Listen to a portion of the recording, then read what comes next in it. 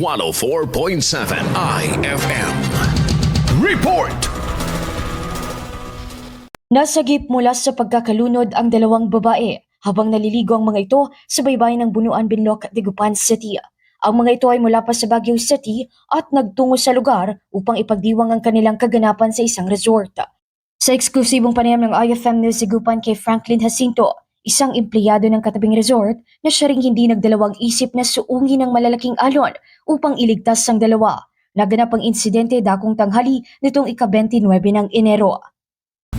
Actually, nandito ako sa loob noon. Ngayon, may isang nagtitinda na ice candy yun. Ngayon, pumasok dito, humihingi ng tulong kasi may nalulunod. Pumasok dito, kumuha ng lubid. Tapos, tumakbo ako doon, papuntang dagat. Nakita ko yung tatlong tao na nalulunod, tatlong babae.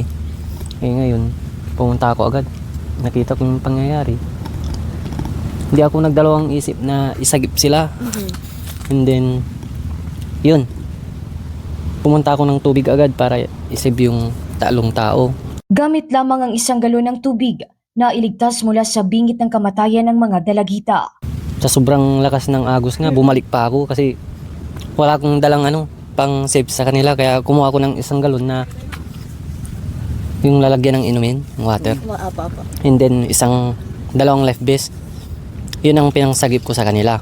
And then, doon kami kumapit, doon sa galon. At naisip ko silang tatlo.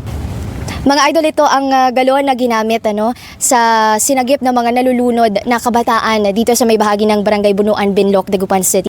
Bagamat malaking bagay ang pagkakasagip sa dalawa, bago pa man kunin at iahon ng isa pang nalulunod na kasamahan, ay huli na dahil tuluyan na itong nalunod. Sinubukan pang i-revive ito, ngunit sa kasamaang palad ay nasawi ang biktima. Pero yung isa is wala na, lubog na doon sa tubig. Bali, nasagip ko na rin, patay na. Nagbahayag ng lubos na pasasalamat ang kaanak ng mga biktima kay Jacinto dahil sa ipinakita nitong walang pag-aalinlangang rumisponde sa naturang insidente. Ayon kay Jacinto, malaking bagay ang natutunan nitong basic skills training pagdating sa paglalangoy dahil naging daan ito upang makapagligtas ng mga buhay. Nagbahagi rin ng salaysay ang amo nito at inihayag ang pagkakataong pinaniniwala ang itinakda ng may kapal dahil hindi dapat umano ito magre-report sa araw na iyon. Pagbabahagi ni Franklin ang ilang mga paalala para sa mga beachgoers, lalo ngayong nararanasan ng matataas na alon sa mga baybayin sa lalawigan ng Pangasinan. Siyempre, unang-una kung hindi ka marunong lumangoy, dito ka lang sa gilid. Huwag ka pumunta ng malalim para iwas sa aksidente.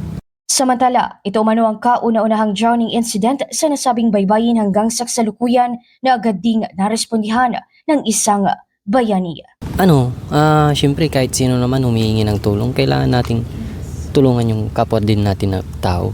Hindi nga ako nagdalawang isip na parang hindi yung natakot, nangamba. Ang nasa mindset ko is isave sila. And then, nung sinagip ko sila, habang lumalangoy ako, sinabay ko na lang din ng pagdadasal. And then nasave ko sila. Hindi rin kami napabayaan ng ama na kahit pa paano,